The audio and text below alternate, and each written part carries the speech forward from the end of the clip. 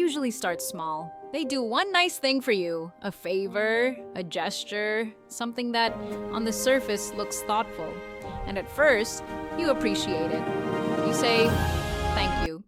You don't think much of it, but then it keeps coming back up. Not once, not twice, but over and over again. In arguments, in random conversations, in moments where you're asking for basic respect. Somehow that one good thing becomes the headline of the entire relationship. And suddenly, it feels like everything you've done for them doesn't exist. The time you showed up, forgotten. The support you gave, minimized. The sacrifices you made, expected. You start feeling confused, like you're always in debt for something that should have just been kindness. And the weirdest part is, they don't remind you of it with gratitude. They remind you of it with pressure. It's not, I did this because I cared. It's, remember what I did for you. That's when the imbalance shows up.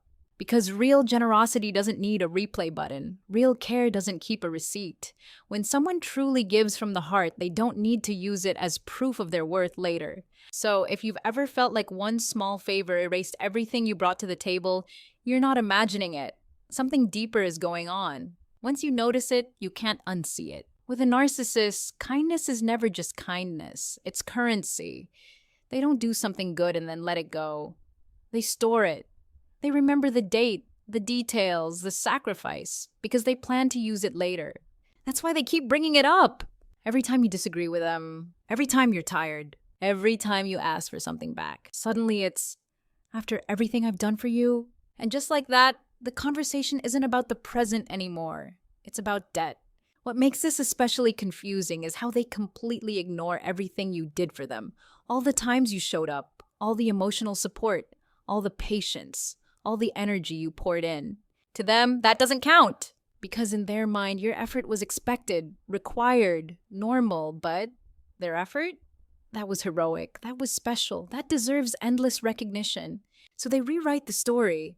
They paint themselves as the giver, and you as the taker, even when the reality is the opposite. And if you try to remind them of what you've done, they brush it off, minimize it, or change the subject. And slowly, that messes with your head. You start wondering if you're being ungrateful, if you're asking for too much, if you owe them more just because they did one decent thing. That's exactly how they want it, because guilt is easier to control than respect. A healthy person does something good and doesn't keep score.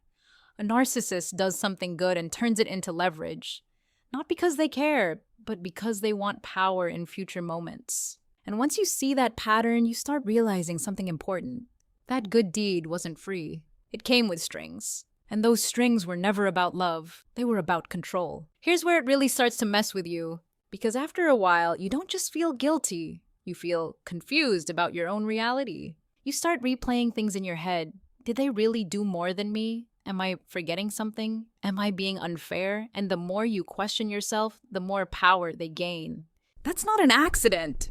Narcissists are great at turning basic decency into a lifetime achievement award. Meanwhile, they quietly downgrade everything you've done into nothing special. Your effort becomes invisible, and their effort becomes legendary. So when you finally bring up how tired you are, or how unsupported you feel, they don't listen. They remind you, I was there for you when no one else was. I did this for you. You wouldn't even be here without me. And suddenly, the conversation shifts. You're no longer talking about your needs. You're defending your character. That's how the trap works. You're trying to resolve an issue. They're trying to win a narrative. And the more empathetic you are, the deeper you fall into it. Because you don't want to be unfair. You don't want to hurt them. You don't want to seem ungrateful. So you soften your words. You backtrack. You apologize for things that shouldn't require an apology. Over time, this creates an imbalance that feels exhausting but hard to explain. You're always proving. They're always collecting. And no matter how much you give, the scoreboard never resets. Because they're not keeping score to be fair. They're keeping score to stay on top. This is why you feel drained around them. Not because you're doing something wrong, but because you're in a dynamic where generosity is weaponized and memory is manipulated. And once you realize that, you start seeing the truth clearly. This isn't about appreciation. It's about control. And control disguised as kindness is one of the hardest things to recognize until you've lived it. Here's the part that really hits once you see it clearly. They don't bring up their good deeds when things are calm. They bring them up when you start changing. When you set a boundary. When you say no. When you stop giving as much. When you stop reacting the way you used to. That's when the reminders come out. Not because they're hurt, but because they feel their control slipping. The moment you stop overgiving, they reach for the receipt. And notice how precise the timing is. You're asking for respect, they bring up what they did for you. You're expressing a need, they remind you of a favor from the past. You're pulling back emotionally, suddenly you're ungrateful. That's not coincidence, that's strategy. They use guilt the same way others use communication. It's their shortcut. Instead of meeting you where you are, they try to drag you back to where you felt indebted. And the most exhausting part, you're still trying to be fair. You're explaining context. You're acknowledging what they did. You're making sure they feel seen. Meanwhile, they're not acknowledging the pattern at all. Because if they did, the leverage would disappear. Healthy people don't use past kindness as a weapon. They don't save favors for future arguments. They don't punish you for growing. So if every step you take toward independence is met with a reminder of what you owe, that's your signal. That good deed was never about love. It was about access. And the moment you stop paying that emotional debt, they'll show you exactly why they wanted you to feel indebted in the first place. That's when clarity finally replaces confusion. And once you have that clarity, the dynamic can't go back to how it was. So let's talk about what healthy people do differently, because this is where the contrast really stands out. When a healthy person does something good for you, they don't keep bringing it up. They don't store it in their back pocket. They don't wait for the right moment to use it against you. They just do it and move on. They don't expect lifelong loyalty for basic kindness. They don't need you to feel indebted. And they definitely don't erase everything you've done just to highlight one thing they did. That's because real generosity isn't transactional. With a narcissist, everything is a transaction. Even the nice moments, even the help, even the support. There's always an invisible contract attached. And you never got to read the fine print. That's why it feels so draining. You're giving freely, emotionally, and practically, thinking it's mutual. Meanwhile, they're tallying their one big moment and ignoring the 100 small things you did that kept the relationship alive. And when you finally stop playing along, when you stop explaining, stop defending, stop trying to balance the scales, the dynamic changes fast. They might accuse you of changing, of being cold, of being selfish. But what's really happening is this. You're no longer participating in their scorekeeping system. And that's threatening to someone who only feels safe when they're on top. Here's the grounding truth you need to hear. If someone constantly reminds you of what they did for you, it's not generosity. It's leverage. If your effort is invisible but their effort is unforgettable, it's not love. It's control. Healthy relationships don't feel like debt. They feel like balance, like appreciation that goes both ways. And once you experience that kind of connection, you realize something powerful. You were never asking for too much. You were just asking the wrong person. And that realization, that's what finally breaks the cycle. So what do you do once you see it? You stop arguing with the scoreboard. You stop trying to prove how much you've given. You stop listing examples. You stop hoping they'll suddenly be fair and say, "You're right. You've done a lot for me too." That moment rarely comes because the goal was never fairness. It was advantage.